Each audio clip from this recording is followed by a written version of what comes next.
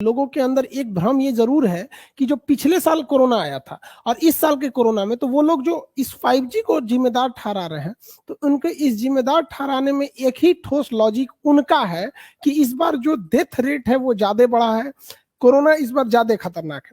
तो इनको कोई बहाना नहीं मिल रहा था, तो इन्होंने ठहरा दिया कोरोना को, इसको 5G को ही। जबकि 5G टेक्नोलॉजी को अगर आप देखेंगे तो गवर्नमेंट ने कहा है कि 2 महीने का टाइम दिया है इंडिया गवर्नमेंट ने कि भारत की कंपनियों को कि आप अपने जरूरी इक्विपमेंट खरीद लो। इसमें रिलायंस है, टाटा है, भारतीय एयरटेल है, जितने ये लोग हैं इन लोगों को टाइम दिया गया है। ये 2 महीने का टाइम दिया गया है, अभी टेस्टिंग भी चालू नहीं हुई है, इन्हें 2 महीने का टाइमिंग दिया गया और कहा गया कि अगले 4 महीने में आप लोग इसे टेस्टिंग कीजिएगा। इसमें चाइना की कंपनियों को इन्वॉल्व नहीं किया गया है। अब क्या है कि चाइना जो है ना वो बड़ा बेहतरीन ढंग से किसी चीज को मैनेज करता है। वहां फेसबुक कंट्रोल में है, व्हाट्सएप कंट्रोल में है, सब कुछ उसके कंट्रोल में। हमारे यहाँ कंट्रोल में नहीं। हमको जहां तक लगता है कि उन्हीं लोग का एक है कि भारत में एक नेगेटिविटी फैलाई जाए। पहले एक दौर था, सब लोग कहते थे हमें 5G चाहिए। आज जब चाइना की कंपनी जिसमें हुआवे है और जेटी है, ये जब बाहर हुई है, तो वहां की जो आईटी सेल है, हर देश का अपना होता है, तो वो इधर फैलाया गया है क्योंकि वो इंडिया की टेस्टिंग रोकना चाहते हैं। 5G टेस्टिंग से कोरोना को दूर दूर तक कोई लेना नहीं दे। हाँ, ये जरूर है कि 5G टेक्नोलॉजी की जो रेडिएशन होती है वो आम रेडिएशन की तुलना में थोड़ा ज्यादा होती है, उससे थोड़ी हानिकारक किरणें निकलती हैं, लेकिन वो जानलेवा साबित हो जाएगी इस बात की एकदम, ये तो एकदम सिरे से गलत बात है। ऐसा नहीं है। हमको जहां तक लगता है कि हम लोगों ने अगर ये जो अफवाह उड़ा है, बस इंडिया गवर्नमेंट कह दे कि हम चाइना की हुआवी कंपनी और चाइना की जेटी कंपनी को परमिशन दे देते हैं, देखिए धीरे धीरे ये अफवाह अपने से खत्म हो जाएगा। तो ये लोगों को समझना चाहिए कि ये चाइनीज साइबर जो है बैठे हैं लोग, ये वो लोग भारत में इस तरह की एक नैरेटिव सेट कर रहे हैं कि वो लोग फेंका गए हैं बाहर मार्केट से, तो हल्ला कर दो कि पूरी भारत की जनसंख्या 5G का विरोध करने लगे। ऐसा कोई लेना देना नहीं है, कोरोना को इससे कोई आप मतलब कह नहीं रहे है। हैं कि चाइना एक तो पहले कोरोना वायरस भेजता है, फिर अफवाह भी हाँ भेज रहा है। हाँ, अब अफवाह भी ये सर, उसके पास बहुत बड़ा मनोवैज्ञानिक उसका दबाव। आप खुद सोचिए, इससे पहले जब इंडिया गवर्नमेंट ने हुआवी कंपनी को अलाउ किया था, जब गलवान इंसिडेंट जून 2020 से पहले हुआ था, तो उस समय तक जेटी भारत में आई थी और हुआवे थी। कोई नहीं आवाज उठाया कि कोरोना जो है वो 5G से फैल रहा है, नहीं फैल रहा है। लेकिन जैसे चाइना बाहर हुआ, ये आवाज कैसे आने लगी? ये लोगों में ये भ्रम है, ऐसा नहीं है, इससे कोई लेना देना नहीं है 5G से और कोरोना को।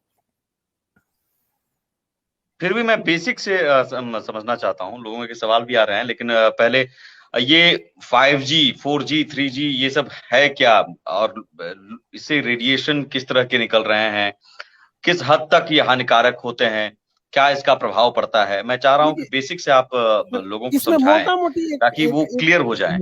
जी, देखिए इसमें जो मेन कंसेप्ट है वो है स्पीड एंड क्लियरिटी। जैसे जैसे जो जी आता है ये जनरेशन को बताता है। 1G में तो हम लोग कुछ भी नहीं कर सकते, एक नॉर्मल मैसेज भेज सकते थे, वो भी बहुत नहीं। धीरे धीरे 2G आया, 3G में आप देखेंगे तो हम लोग ने काफी हद तक वीडियो कॉलिंग स्टार्ट की, बट उसमें बफरिंग थी। फिर 4G बहुत सुधार हुआ। 5G दो चीज बेसिक देगा आपको, हाई स्पीड डाटा देगा और एक क्लियरिटी देगा, जिससे आपको बहुत ज्यादा फायदा होगा। इसमें टेलीमेडिसिन में होगा, दूर से डॉक्टर आपका ऑपरेशन कर सकता है, किसी को गाइड कर सकता है, क्योंकि उसे इतना क्लियर चीजें दिखाई देंगी और to the point real time दिखाएगी। डाटा को ट्रांसमिट और रिसीव होने में इतना कम टाइम लगेगा कि पेशेंट में क्या हो रहा है क्या नहीं, ये 5G से पॉसिबल है। और जो गाड़ियां जो है रिमोट से, जो आप देखते होंगे टेस्ला की कंपनी वगैरह, ये 5G की वजह से ही पॉसिबल हो पाएगी। रीजन क्या है कि जो 5G के टावर होते हैं ये इतने हाई स्पीड के रेडिएशन को छोड़ते हैं और ये बहुत ही एक्यूरेट छोड़ते हैं। जिससे क्या है कि मान के चलिए कि कोई गाड़ी आ रही है और उसमें ड्राइवर नहीं बैठा है या ड्राइवरलेस है, उसको पता है कि आगे से मेरे मेरे आगे जो कुछ ऑब्स्टिकल्स है उसे हमने मुड़ना है। बट अगर हम इसे 3G या 4G से देंगे तो उसको ये डाटा मिलते मिलते कि हमें राइट टर्न करना है या लेफ्ट टर्न करना है, तब तक वो इतना लेट ट्रांसमिशन डाटा का होता है कि एक्सीडेंट हो सकता है। तो ये जो रोबोटिक्स चीजें हैं, ऑटोमेटिक सिग्नल चीजें हैं, आर्टिफिशियल इंटेलिजेंस है, इसमें सबसे जरूरी चीज होता है स्पीड। तो 5G में ना जो क्लियरिटी ऑफ डाटा है और जो स्पीड ऑफ ट्रांसमिशन है, ये इतना हाई है कि ऐसा लगेगा कि आप सामने बैठ के देख रहे हैं। अभी भी 4G में अगर हम लोग किसी को वीडियो कॉल बात करते हैं तो थोड़ा बहुत लग जाता है, हल्का सा 1 आध सेकंड का लैग आता है, हल्का सा लैग आता है, पता नहीं चलता है। बट 5G में ऐसा कुछ नहीं होगा। इसकी रेडिएशन बहुत तेज होते हैं, बट इसमें एक अच्छाई है कि ये रेडिएशन जो मतलब स्पीड ज्यादा देता है, क्लियरिटी ज्यादा देता है। इसकी खराबी क्या है कि इसके टावर जो है ये काफी करीब करीब लगाने होते हैं, इसके टावर को आप दूर तक नहीं भेज सकते। इसकी क्लियरिटी अच्छी है बट रेंज कम होता है इसका, इस वजह से इसके टावर ज्यादा लगाने होते हैं। तो लोग कहते हैं कि इसमें खतरा है, थोड़ा रेडिएशन ज्यादा है, बट जानलेवा जिस तरह कोरोना है वो खतरा नहीं है इससे। क्या खतरा है फिर? हानिकारक किस तरह से रेडिएशन खतरनाक है, मतलब देखिए हानिकारक रेडिएशन है? देखिए जो कुछ तितलियां होती हैं या फिर पक्षी होते हैं या फिर जो इंसेक्ट्स कैटेगरी में आते हैं सब, उन लोगों के लिए ये रेडिएशन दो तरह से हानिकारक करता है। पहला कि ये उनकी बॉडी को डायरेक्ट एक रेडिएशन के थ्रू, दूसरा क्या होता है जो मधुमक्खी वगैरह के जो छत्ते होते हैं या जो ये चिड़ी कीट वगैरह होते हैं, ये भी इलेक्ट्रोमैग्नेटिक वेव छोड़ते हैं। वो एक दूसरे से कम्युनिकेट करने के लिए, बातें करने के लिए, अपना पता ढूंढने के लिए, अपना छत्ता अपना घोंसले का पता ढूंढने के लिए सेम वैसा ही रेडिएशन ये भी छोड़ने लगते हैं। तो वो लोग कंफ्यूज हो जाते हैं कि मेरा ओरिजिनल रेडिएशन कौन सा है और टावर वाला कौन सा है। तो अपना मार्ग भटक जाते हैं, अपने साथी को नहीं खोज पाते हैं, अपने घर तक नहीं पहुंच पाते, जिस वजह से उनकी मौत ज्यादा होती है 5G की वजह से। दूसरा, हम लोग के ऊपर एक साइकोलॉजिकल एक मानसिक दबाव होता है, हम लोग चारों ओर से रेडिएशन से घिरे हुए हैं। हमारे अगल बगल में देखिए आपके पास रेडियो की हर तरह की फ्रीक्वेंसी होगी, चाहे वो विविध भारती की हो, BBC की हो या रेडियो की FM की हो, हर तरह की फ्रीक्वेंसी। इवन हम आप बात कर रहे हैं उससे भी फ्रीक्वेंसी है, हमारे हाथ में जो ये माइक है इसके पास भी फ्रीक्वेंसी है। तो सबकी फ्रीक्वेंसी होती है, थोड़ी कम और थोड़ी ज्यादा। तो जो 5G की फ्रीक्वेंसी है थोड़ा ज्यादा है, हम लोग के ऊपर बस ये है थोड़ा कि मानसिक रूप से जो हम लोग एक वर्चुअल दुनिया में रहते हैं इस पे एक थोड़ा निगेटिव इंपैक्ट पड़ रहा है। लेकिन ये भी गांव वगैरह पे नहीं है जहां बहुत ज्यादा IT हब बना दिया गया है, जैसे दिल्ली के पास नोएडा वगैरह वाला एरिया देखिएगा तो ये IT हब है। तो यहाँ पर थोड़ा था मतलब रेडिएशन का लेवल थोड़ा ज्यादा है, वो भी 5G की वजह से नहीं, कंजम्पशन की वजह से थोड़ा ज्यादा है।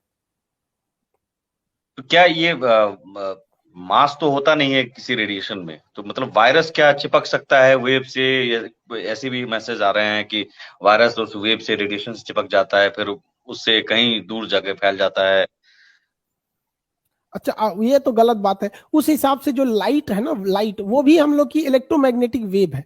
टॉर्च जो हम जलाते हैं वो भी तो जा ही रहा है ना, तो वो तो अगर वायरस 5G के इलेक्ट्रोमैग्नेटिक वेव पर अगर चिपकेगा तो उसके भी वेव पे चिपक जाएगा, ऐसा नहीं है।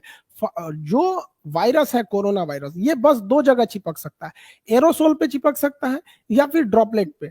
ड्रॉपलेट वो होते हैं जो हम छींकते हैं तो पानी की बूंदे हल्की रहती है जो दिखती नहीं है, और एरोसोल वो होते हैं जो धूल होते हैं।